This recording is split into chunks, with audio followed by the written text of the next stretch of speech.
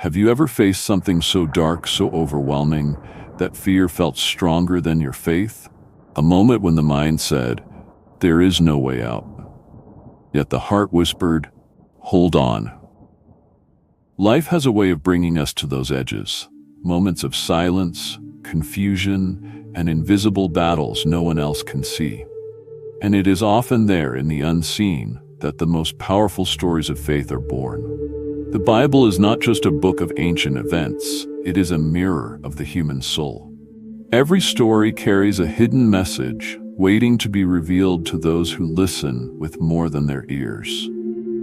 Welcome to Faith and English Bible Stories, where God's Word meets calm narration, clear English, and deep meaning. Here, stories are not rushed, they breathe, they speak, they reach the heart. Close your eyes for a moment. Imagine the sound of the wind near the sea, footsteps on stone, a cry breaking the silence. This is not just history. This is a moment when heaven and earth collide.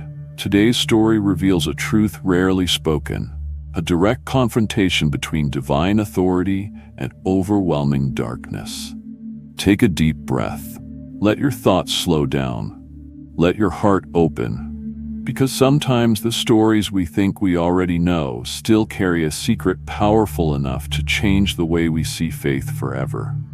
Write in the comments, "Faith." This simple word is a personal declaration.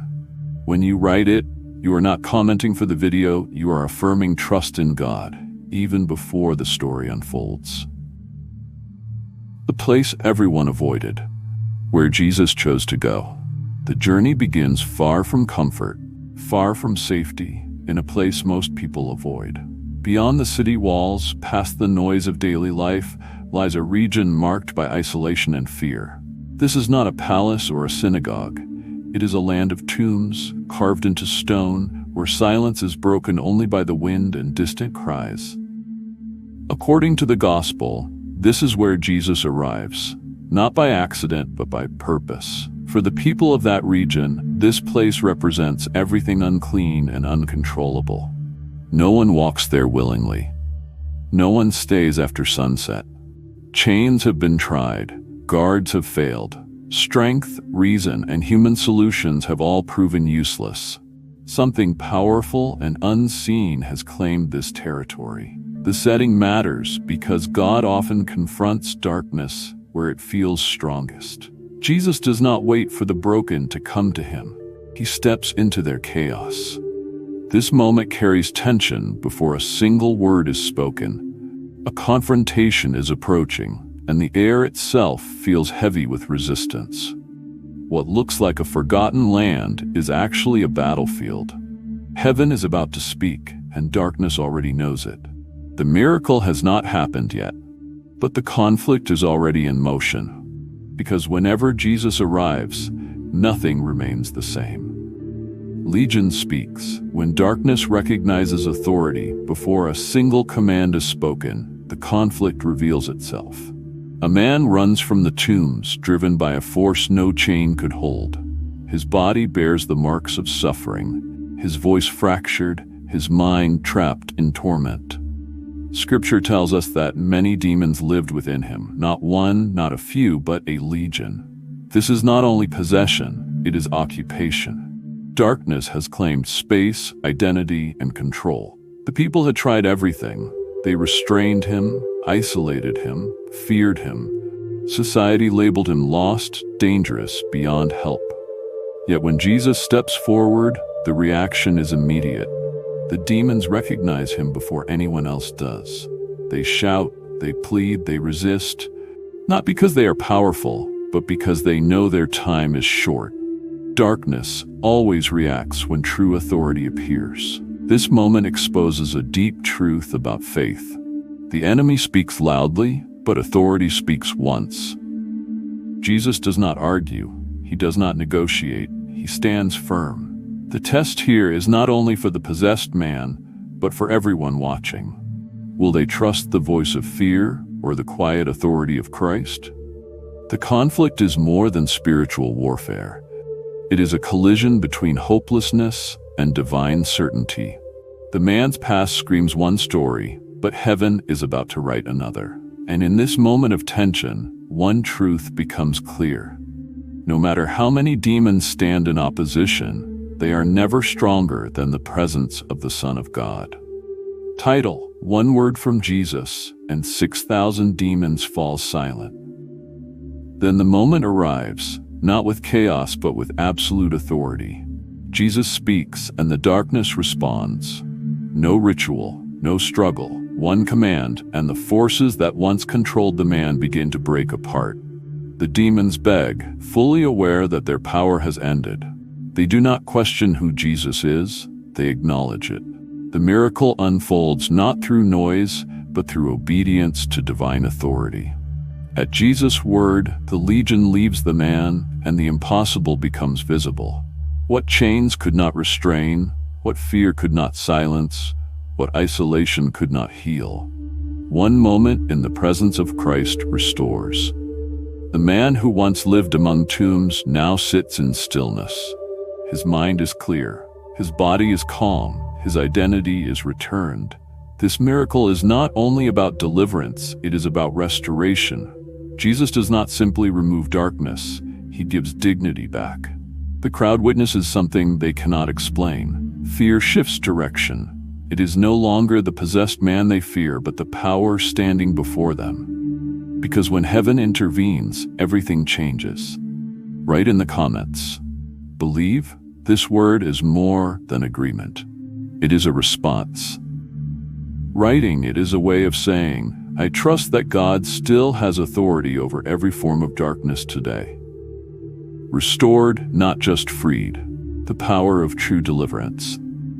As the story comes to an end, the echo of what happened remains stronger than the event itself. A man once defined by darkness now sits clothed, calm, and fully present. What was broken has been restored. What was feared has been transformed. And what was considered lost has been given a future again. This is the lasting power of an encounter with Jesus. It does not simply change a moment, it changes identity.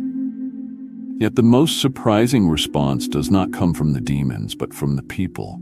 Instead of celebrating the miracle, many ask Jesus to leave. His presence disrupts what they had learned to live with. Darkness had become familiar. Deliverance felt unsettling. This reveals a quiet warning hidden in the story. Sometimes people prefer controlled fear over transforming truth.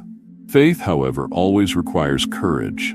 The delivered man wants to follow Jesus, to stay close to the one who freed him. But Jesus gives him a different mission. He sends him back, not to hide his past, but to testify. His story becomes his purpose.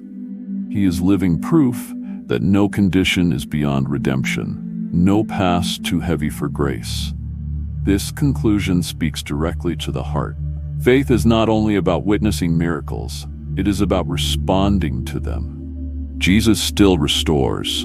He still confronts darkness, and he still sends transformed lives as evidence of his power. The question is not whether God can act, but whether we are willing to let him change us. As you reflect on this story, remember that faith often begins where fear ends. God's authority has not weakened with time. His compassion has not faded, and his invitation remains open. If this story reached you today, let it be a reminder that no matter how deep the struggle, restoration is always possible in the presence of Christ. May peace settle in your heart, may clarity replace confusion, and may faith rise quietly yet firmly within you, carrying the truth that with God, nothing is impossible. When Jesus changes a life and the world feels uncomfortable, as the scene fades, what remains is not fear, noise, or chaos, but clarity.